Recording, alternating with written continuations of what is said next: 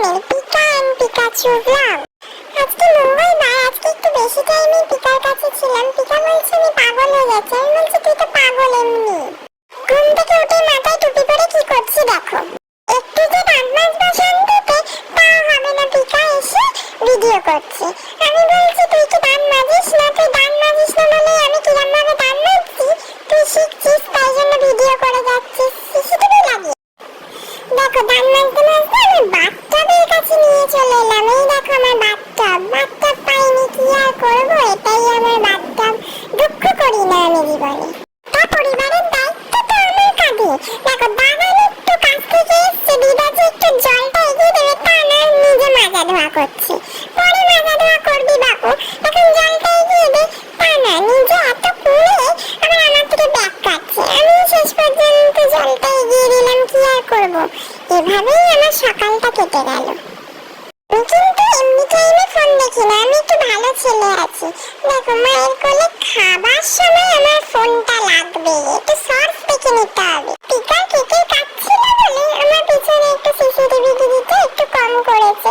দেখো এখন পিকার কাছে এসে একটু ওর রং কোনটা, ক্রিম কোনটা সবই তো দেখতে হয়, সব দিকেই নজর রাখতে হয়, তাহলে ভুলভাল করে দেবে। ও তো একটু পাগলা মানুষ আছে না, সারাক্ষণ আমার মাথাটা খায়, মাথাটা জ্বালিয়ে পুড়িয়ে খেয়ে নেয়। আর এমন একটা কাণ্ড ঘটিয়েছে, পিকার একটুখানি ক্রিম ফেলে দিতে হয়েছে। তারপর আমাকে বলছে যা তো তুই এখান থেকে। পিকার পশ্চিমে বহর মা দেখতে যাচ্ছ? বহর দেখো, সারাক্ষণ হাজারটা প্রশ্ন আমাকে করে নিয়ে যাচ্ছে। যাবি? দেখো এখন নিয়ে যাবি না? একটু শান্তিতে মা দেখতে যেতে দেবে না, কি আশ্চর্য। দেখো মা দেখে এসে, মানে সোমাচন্ডী ঠাকুর দেখে এসে আমি দেখো ছোট দিদুনের ঘাটে বসে বসে বড়মনির সাথে খেলছি। দেখো এক জায়গায় চুপ করে বসতে পারি না, আমার পিছনে ব্যথা করে, তাই জন্য আমি দেখো সেই গরিলার মতো লাফাচ্ছি। তারপর একটু খাবার খেতে খেতে, রাতে খাবার খেতে খেতে দেখো মায়ের সাথে একটু গন্ডগোল পাকাচ্ছি। এমন গন্ডগোল করছি, পিকা বলছে তুই আমার জীবনটা বরবাদ করে দিচ্ছিস, বরবাদ করে দিচ্ছিস, গন্ডগোল করেই যাচ্ছিস, করেই যাচ্ছে, এক জায়গায় চুপ করে বস না বাবু।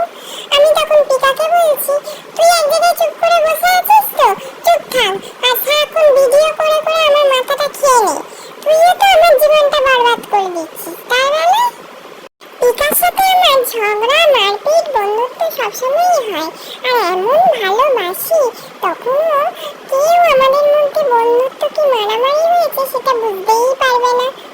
আজকে বেশিরভাগ টাইম পিকার সাথে ছিলাম বলে পিকা আমাকে একটু সামলাতেই পেরেছে আর একটু শিখে গেছে।